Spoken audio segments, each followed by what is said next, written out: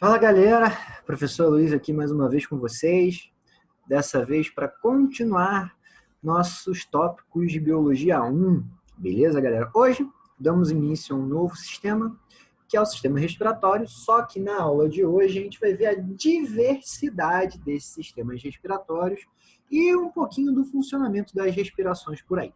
Suave? Então vamos lá. Primeiro, eu quero fazer uma pergunta para vocês. O que é a respiração, né, galera? A gente tem que a respiração é aquele movimento básico, né? A minha é um pouquinho lesada por causa da alergia, mas nada demais. Bom, a gente tem duas definições para respiração. A que a gente vai tratar aqui é a mais comum, que é troca gasosa. Tá? Disponibilizar o oxigênio para o corpo. Tá? Aquela famosa troca. Você dá o oxigênio, pega o gás carbônico lá nas hemácias e joga para o meio externo o gás carbônico. Suave? Você tem uma respiração celular relacionada com a geração energética, a geração de ATP, mas o caso aqui é a nossa respiração fisiológica, beleza, gente? Normalmente, o que a gente tem? A gente tem duas formas de respiração, uma direta e uma outra indireta. A direta a gente vai ver que o oxigênio, as trocas gasosas vão direto nas células, é de forma direta. Enquanto que a indireta, a gente precisa normalmente de um pigmento sanguíneo. No caso dos seres humanos, o sangue com a nossa querida HB ou a nossa querida hemoglobina. Suave, gente. Bom, com isso dito, vamos começar a falar o seguinte. Existem diversos tipos de sistemas respiratórios, formas de respirar, e diversos seres vivos, diversos animais que apresentam esses tipos de respiração.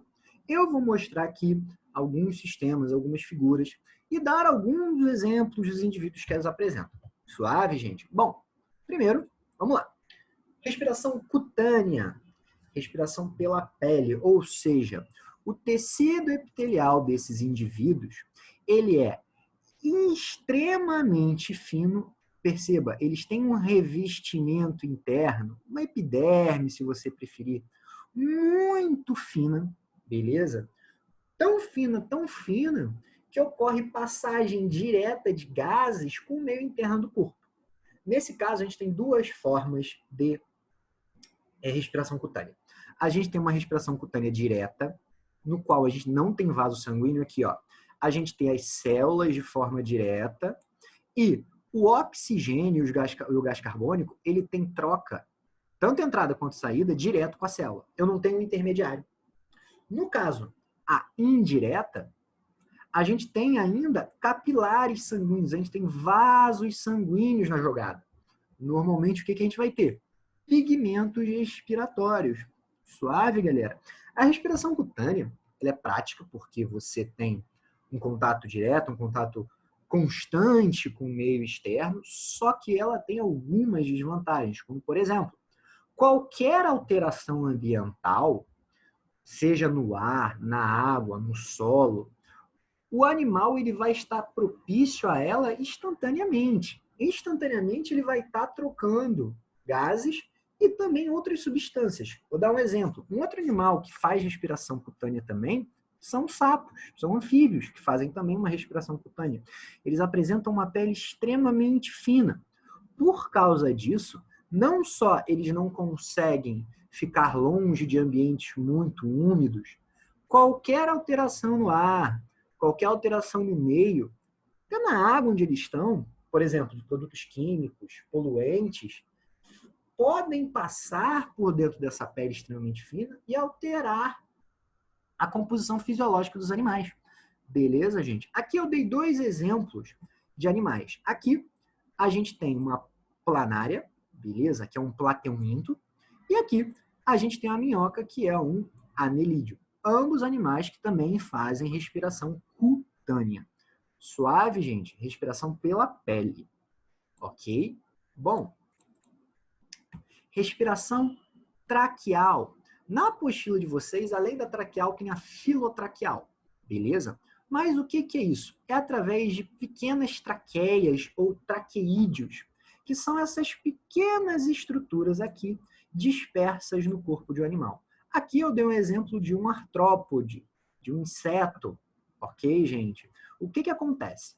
Ao longo de todo o corpo do indivíduo, ele vai ter esses traqueídeos, essas traqueias, fazendo uma comunicação do meio externo com o meio interno do corpo, ok? Nesse caso, novamente, eu tenho o quê? Troca gasosa direta com ar. Entra o ar, passa por esses traqueídeos. Por que os traqueídeos auxiliam? Eles conseguem levar o oxigênio para camadas mais profundas do corpo. Por quê? Pensa comigo aqui, ó. Vamos voltar nesse anterior aqui, ó, só para a gente falar o seguinte. Vamos dar uma olhada aqui em cima. Olha só, nesse caso aqui, ó, infelizmente, células muito interiores no corpo vão ficar com uma defasagem. Por quê? Aqui eu vou ter um contato direto com os gases, mas e aqui no meio? Lá na porção mais interna do corpo? Coisa que aqui, ó, isso já fica mais regulado, porque o vaso sanguíneo consegue percorrer o corpo todo e levar o oxigênio direto para essas regiões mais longínquas. Sacaram, gente? Então, esses traqueias, esses traqueídeos, se você preferir, vão aumentar a distância que esses gases conseguem chegar. Obviamente, gente, não estamos nem comparando aqui com o sistema pulmonar dos seres humanos. Vamos focar aqui, ó. Então, esses indivíduos aqui, esses insetos, por exemplo, eles têm essas traqueias dispersas pelo corpo inteiro, o que permite uma nutrição de gases de todas essas células. O que acontece, gente? Observa aqui, ó. Eu tenho entrada e saída de gases de forma conjunta. Como assim de forma conjunta? Eu não tenho muito controle. Então, a eficiência de troca gasosa ela não vai ser tão positiva assim. Como assim uma eficiência de troca gasosa? Vamos falar assim. Para eu ter uma entrada de gases, uma entrada de oxigênio, digamos assim, positiva, eu preciso ter mais oxigênio no meio do que no outro. Para essa pressão de O2 conseguir entrar dentro da célula. Ok, gente? Só que como eu tenho aqui uma troca constante, eu não tenho controle, essa troca ela não fica tão 100% assim. Na verdade, a gente não tem nem tantas trocas 100%. De 100% do oxigênio que entra num sistema respiratório vai entrar para as nossas células, beleza? Mas, como eu não tenho controle, ela já fica um pouco deficiente. Suave, gente? Coisa que em alguns sistemas, como a gente vai ver a seguir, não acontece. Por exemplo, a respiração branquial. Aqui eu dei exemplo de peixes, tá, gente? Mas eu também posso ter isso aqui, por exemplo, eu posso ter isso aqui em moluscos, beleza? Bivalvos também fazem uma respiração branquial, ok? Só que o que é essa respiração branquial, gente? É através de brânquias, gente. Através dessas estruturinhas aqui, ó. Essas brânquias. Que no caso dos peixes, ficam protegidas por um opérculo. Opérculo é aquela membrana que os peixes têm, essa estrutura externa dos peixes, para proteger essa região branquial. Motivo: as brânquias, essa região aqui é uma região extremamente capilarizada. Tem muito vaso sanguíneo aqui, muitos mesmo. E esses vasos sanguíneos em grande quantidade acabam fazendo que seja uma região também muito sensível, muito relativa a trocas gasosas e também a troca de substâncias químicas que podem ser poluentes. Então, animais que fazem respiração branquial, como peixes e moluscos, são ótimos indicadores biológicos. Como eles estão em contato com a água direto, você tem uma filtração constante daquela água. E no caso de peixes em específico, falando especificamente de peixes, a gente vai ter esse detalhe aqui, ó, que é um movimento muito interessante, chamado de movimento contra corrente. O que é esse movimento contra corrente, galera? É o seguinte, Vamos observar aqui, ó. A água, ela vai entrar no sistema do peixe com um fluxo contrário do sangue do peixe. Porque dessa forma, ela vai chegar sempre com muito oxigênio e por mais que o sangue do peixe venha sendo abastecido de oxigênio, ele nunca vai chegar na mesma concentração com o oxigênio da água que está chegando.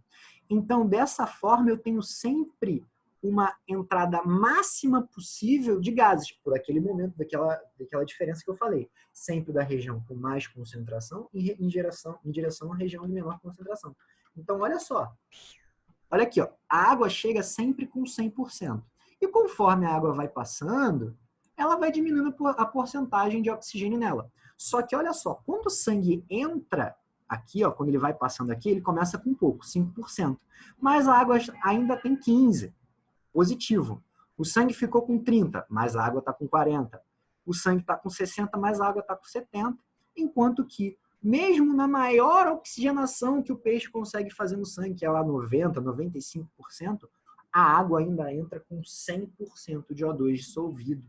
Então, esse movimento contra a corrente é para você aumentar o máximo de eficiência de troca respiratória que tem em peixes. Tranquilo, galera? Respiração branquial é muito interessante. Detalhe, tem muitos... Lá em peixaria, no negócio de venda de peixe, o nego quer mostrar sempre que a brânquia está muito vermelha, que ela está muito vascularizada. Significa que o peixe ainda está fresco. Não vai muito nesse papo de pescador, não, porque o que acontece? Tem técnicas, tem forma de você botar corante, essas coisas, que fazem com que a guerra fique mais vermelha, as brânquias fiquem mais vermelhas por mais tempo. Suave, galera? Então, esse sistema de respiração branquial aqui bem diferente. Com isso, a gente continua aqui no nossa rotina, a gente já cai na pulmonar, galera. Aqui a gente conhece mais de pulmões, beleza? Só que a gente vai separar. Nem todo pulmão ele é igual. Vamos começar com um pulmão mais simples, que é o pulmão de um anfíbio, que é um pulmão chamado de saculiforme. Esse pulmão aqui é o chamado de saculiforme, ele parece um saco aéreo. Ah, Luiz, por quê? Porque quando o ar ele entra aqui, ó, quando o oxigênio ele entra aqui, ele vai ter contato com o quê? Ele vai entrar, vai ter contato com toda a parede aqui, só que depois ele vai embora. E todo o ar que ficou aqui dentro, lá no meio do saco, ele é perdido. A eficiência de troca gasosa num pulmão saculiforme, que eu não tenho muitas cavidades, como a gente vai ver que vai ter no futuro, ela é muito pequena, essa eficiência. Por isso que a gente, quando fala de respiração de anfíbio, de sapo, hamper, épico, se preferir, a gente sempre dá os dois tipos. Respiração cutânea e a respiração pulmonar, beleza? Adendo, em anfíbios adultos, sapos adultos, essas coisas. Quando você pega o girino, estágio embrionário, que ele tem uma vida exclusivamente aquática, eles vão apresentar uma respiração branquial, beleza? Cuidado com a comparação de um anfíbio adulto pelo estado de girino. Show, galera? Agora, conforme a gente vai aumentando, ou então deixando um pulmão um pouquinho mais complexo, a gente tem um aumento das cavidades, como esse aqui dos répteis. Tá vendo que eu tenho mais cavidades no pulmão? Então, o que acontece? O ar, quando ele vai entrando, vou até mudar aqui, ó. O ar, quando ele vai entrando agora, ele vai caindo em cada uma dessas cavidades e vai tendo troca gasosa em cada uma delas. O que eu estou fazendo? Estou fazendo uma coisa importantíssima para a troca gasosa, que a gente vai falar constantemente, que é o aumento da superfície de contato. Gente, o aumento da superfície de contato é algo importantíssimo nas trocas gasosas, gente. Você ter mais área para o ar tocar em mais regiões, para eu ter mais troca de oxigênio, para eu conseguir absorver o máximo de oxigênio que dá, é importantíssimo. Suave, galera? Tanto que, olha só isso aqui, ó. Dá um print aí quem quiser, dá um pause aí no vídeo para fazer suas anotações, tá, galera? Olha só. Quando a gente vai para aves, por exemplo, olha como eu tenho. Eu tenho um pulmão aqui, um pulmão específico, aqui, ó, mais coloridinho para vocês verem, tudo em roxinho um pulmão, e além disso aqui em verde, nessa região aqui, galera, isso aqui, a gente tem o que a gente chama de sacos aéreos, galera. Por quê? Além de a gente aumentar a eficiência de troca gasosa, além de aumentar a superfície de contrato, esses sacos aéreos aí vão ser um controle extra para essas aves conseguir controlar a quantidade de ar que entra para facilitar o voo delas, controlar a sua densidade em relação ao ar, galera. Então, eu estou aumentando cavidade, eu estou aumentando superfície de contato suave, gente, até que a gente chega nisso aqui, ó, que é o pulmão alveolar, gente. O que seria um pulmão, nesse caso aqui, ó, alveolar? Vou botar aqui, ó.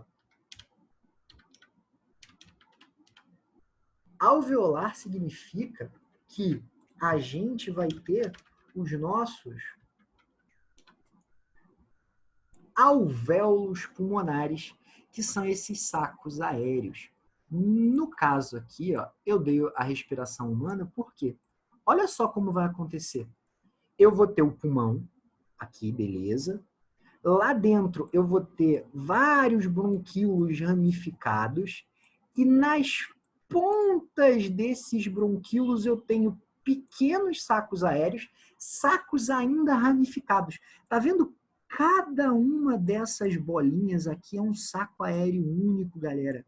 Então, o que isso vai significar? Significa que quando o ar ele entra aqui dentro, em cada uma dessas bolinhas eu tenho troca gasosa. Olha como eu aumentei a minha superfície de contato. Olha como a troca gasosa vai ter uma eficiência nunca antes vista.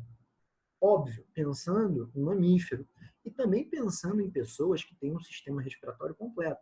Ah, Luiz, por quê? Existe uma pessoa que não tem um sistema respiratório completo? Não falei. A questão não é essa. A questão é que tem pessoas que têm casos como efizema, pessoa com bronquite, com problemas respiratórios, podem ter esses alvéolos um pouquinho diferenciados, podem ter uma pequena falta de troca gasosa. A eficiência respiratória pode diminuir. Suave, galera? Então, você percebe, a ideia aqui na respiração pulmonar é sempre aumentar cavidade, sempre aumentar o máximo de superfície de contato que eu conseguir, para aumentar a eficiência de troca, para eu conseguir colocar o máximo de oxigênio para dentro do meu sistema, para aumentar a nutrição das minhas células. Suave, gente? Então, com essas informações, a gente fecha a nossa matéria do nosso módulo 7, suave, galera, de Bio 1. A gente fecha os nossos sistemas respiratórios. Lembrando, isso aqui é uma visão geral de todos os sistemas respiratórios que a gente tem, que a gente até estuda, suave. A gente vai ter uma aulinha específica para falar do sistema respiratório humano, para falar de troca gasosa, beleza, gente? Mas, por hoje é só que eu queria falar com vocês, gente. Um grande abraço, fiquem na paz e até a próxima.